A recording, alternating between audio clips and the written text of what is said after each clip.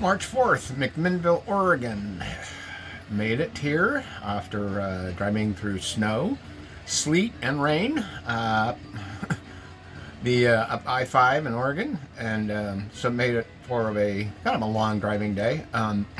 But we made it here in pretty good time, despite the weather challenges. And so we're here now at the RV campground that is right next to, and I don't know if you're going to be able to see this, but well, I'll video tomorrow. But anyway, it's right next to an air museum that I've been dying to go to because it's supposed to be just a great air museum, and they've got the Spruce Goose, at least that's my understanding, which is I think it's 6 engines, made out of spruce primarily, pre-World War II by Howard Hughes, who was, the billionaire. And if you saw the movie The Aviator, you know kind of what his story was in terms of his mental state, but loved airplanes. And so he had this thing built, and it only flew once. It was built in Long Beach, California, and flew,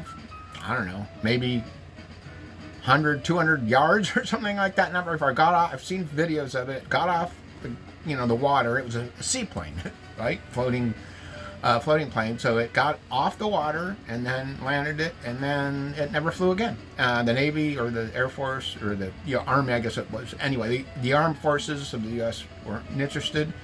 So it just kind of sat there, and I think it was in the 70s that somebody, and I think it was just in a hangar somewhere, and finally the city of Long Beach, which had by that time bought the Queen Mary and set it up as an exhibit, and decided they would buy the Spruce Goose and put it in they built this huge dome right next to the Queen Mary and put it in there as an exhibit. And apparently it didn't do very well because it didn't last all that long. I never did see it when it was in Long Beach, although I went to the Queen Mary a few times, including for a prom, as I recall, and some other ordeal, function. Anyway, so they apparently this air museum at McMinnville bought it, and I don't know how they must have taken it apart and shipped it,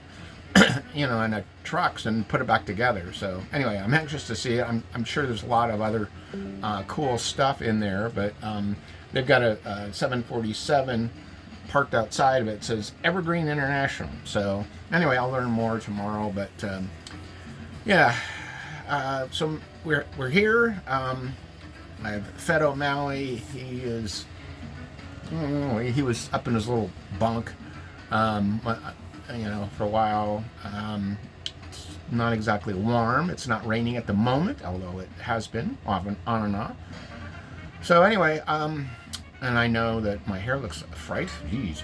But anyway, I'm sitting here drinking a scotch and soda and just kind of catching my breath after a long day of driving, and looking forward, really.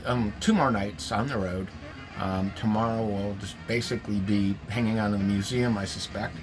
And then Sunday or Monday, head home. So I am looking forward.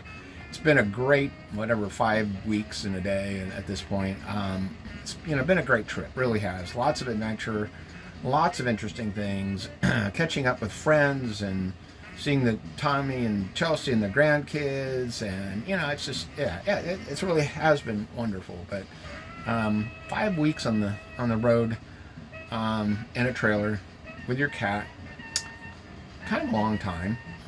I'm sure I know people who spend, they sell their house and they just live in their RV. I don't think I could do that. I don't think O'Malley would like it, but he's been a trooper, and he's doing pretty well. I'd say he's pretty adaptable. So anyway, I'm listening to some soft jazz from a local radio station, and then probably wander into town tonight. There's supposed to be some good places to eat, and see what, or I may just go to bed. Who knows? Anyway, so happy Saturday. Hope everyone's having a great time, and talk to you later.